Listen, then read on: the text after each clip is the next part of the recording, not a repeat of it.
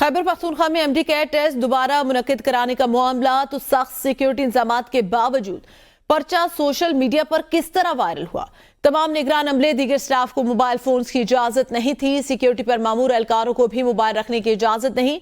Bureau chief Peshawar Faridullah हमारे साथ मौजूद है। जी फरीद, आगाह कीजिएगा, दूसरी दफा ऐसे हो रहा है, सख्त इंतजामात भी किए गए लेकिन फिर भी पर्चा सोशल मीडिया पर अपलोड हो गया।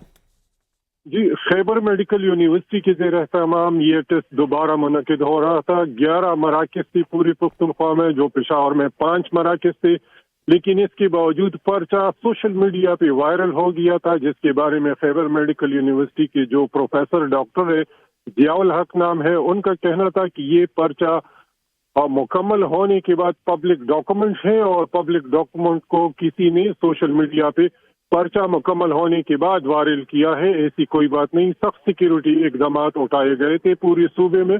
पर्चा मुकम्मल सीक्रेट तरीके से तकसीम हुआ और किसी किस्म का ऐसा वाकया नहीं। बहुत शुक्रिया फरीदुल्ला।